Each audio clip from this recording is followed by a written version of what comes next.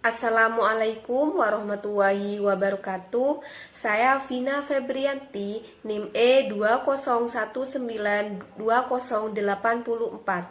Saya di sini akan memaparkan materi tentang analisis produksi sebagai tugas dari mata kuliah Ekonomi Mikro Islam, dosen pengampu Ibu Nikmatul Masruro, MEI. Produksi merupakan mata rantai dalam kegiatan ekonomi. Produksi di sini memiliki peran yang sangat penting dalam terlaksananya kegiatan ekonomi. Produksi berperan penting dalam kegiatan konsumsi. Produksi menyediakan barang ataupun jasa yang akan diproduksi oleh konsumen. Produksi di sini tidak hanya untuk mencapai laba atau keuntungan yang sebesar-besarnya, tetapi produksi di sini juga bertujuan untuk mencapai maslahah secara optimal. Yang pertama, atribut fisik. Atribut fisik pada suatu barang pada umumnya memiliki sifat yang objektif tetapi dapat dibandingkan. Namun, nilai yang melekat pada atribut fisik bersifat subjektif. Dalam pandangan ekonomi Islam, produk juga merupakan kombinasi dari atribut fisik. Maka dari itu, suatu produk harus memiliki atribut fisik sekaligus berkah agar membawa maslahah dalam kegiatan ekonomi Islam. Yang kedua yaitu input produksi dan berkah. Kegiatan produksi membutuhkan berbagai jenis sumber daya ekonomi yang lazim yang biasa disebut dengan input atau faktor produksi, yaitu segala hal yang menjadi masukan secara langsung maupun tidak langsung dalam proses produksi. Di sini, faktor produksi terdiri dari dua, yaitu input manusia dan input non-manusia. Sedangkan faktor produksi Islam terdiri dari tiga, yaitu amal atau kerja, tanah, dan modal.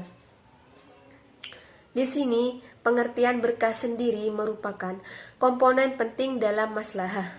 Oleh karena itu, berkah harus dimasukkan dalam input produksi. Dalam input atau faktor produksi terdiri dari 5, yaitu 1.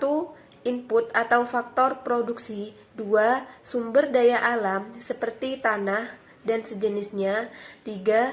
Sumber daya manusia, yaitu sumber daya yang berhubungan dengan manusia seperti tenaga kerja.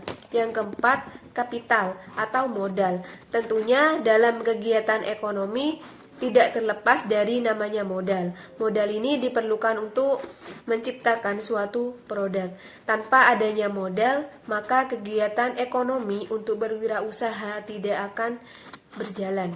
Yang keempat, skill. Skill ini berhubungan dengan kemampuan yang dimiliki oleh manusia dalam mengembangkan bakatnya untuk melakukan kegiatan ekonomi dan menghasilkan suatu barang atau jasa.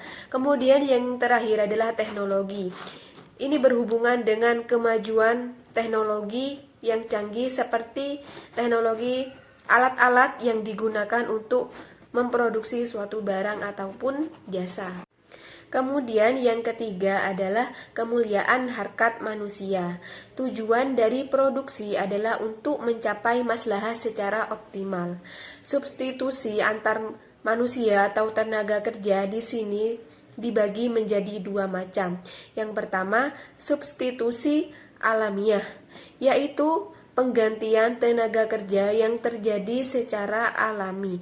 Kemudian yang kedua, substitusi yang dipaksakan. Selanjutnya adalah yang keempat tentang eksplorasi dan pembentukan konsep produksi. Nilai-nilai dan prinsip produksi diantaranya adalah sebagai berikut. 1. Amanah.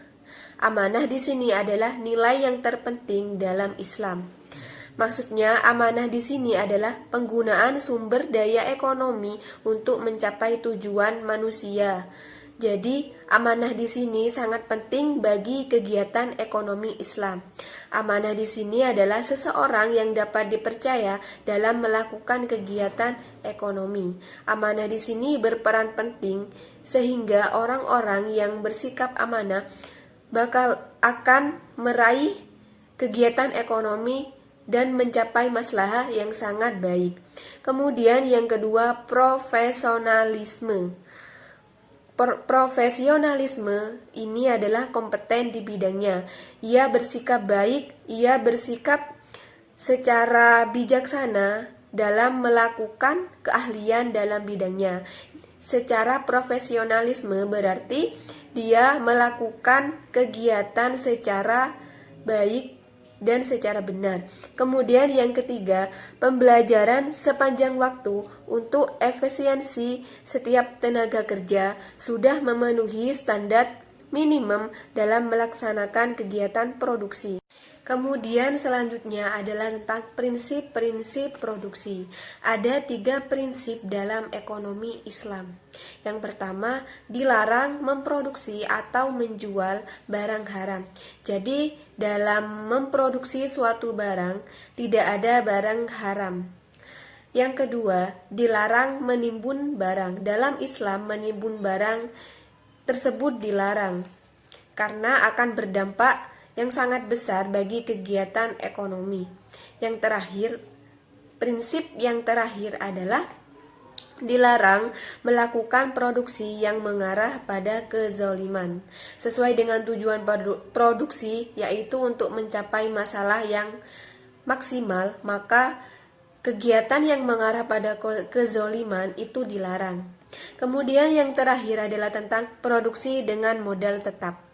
Produksi dengan modal tetap di sini menjelaskan mengenai teknologi berproduksi yang memposisikan modal sebagai input tetap dan manusia sebagai input variabel. Demikian video pemaparan materi analisis produksi dari saya. Kurang lebihnya mohon maaf. Terima kasih. Wassalamualaikum warahmatullahi wabarakatuh.